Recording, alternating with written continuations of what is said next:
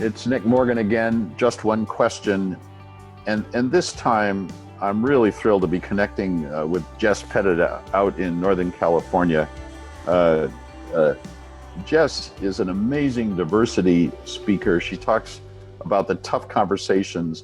If there was ever a time to talk to somebody who has experience with tough conversations, it's somebody like Jess who speaks on the topic and is a master at handling the kinds of things we're all talking about now amongst ourselves. So welcome, Jess. How are you doing? I assume you're locked down wherever you are, just like the rest of us, but what's it like for you right now?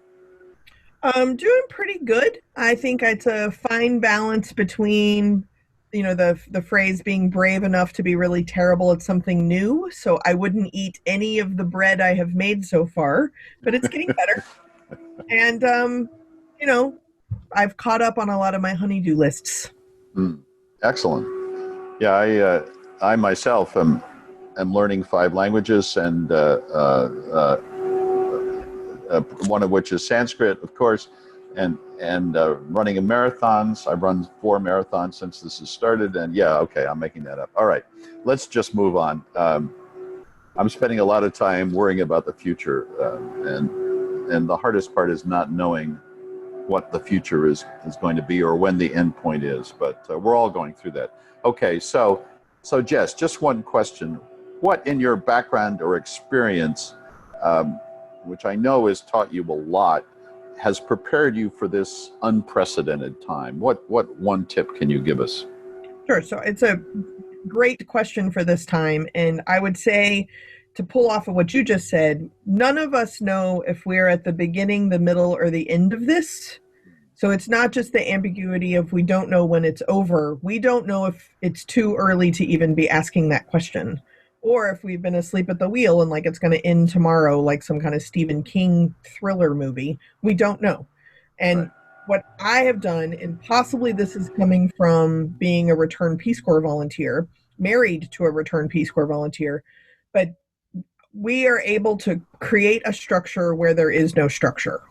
So that would be my tip. So we don't know how long it's going to last. And so the first thing I did was get a notebook.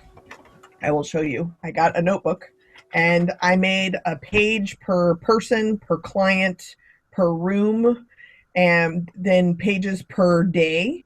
And I actually at the time felt bad that I wasted a notebook because I went all the way through the end of April. I have a new notebook now.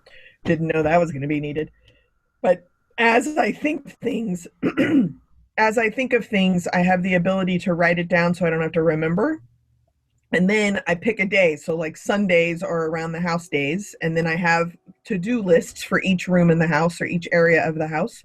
And then I can do things and still cross things off and feel accomplished. Yeah. But I had to create that structure for me as to what I'm doing each day. And then I can still also say, no, I don't want to do that today. And so then I now have something I'm not doing because I buck the system and rebel and Netflix binge instead. That has very much helped the days go by and feel accomplished and feel rebellious. I love that answer. It's so wonderful because you've given us the whole picture all at once. So we've got the structure and then telling us it's okay to rebel against the structure that we've created. That strikes me as just really helpful. Jess Pettitt, everybody, thank you so much. Thank you so much, Nick.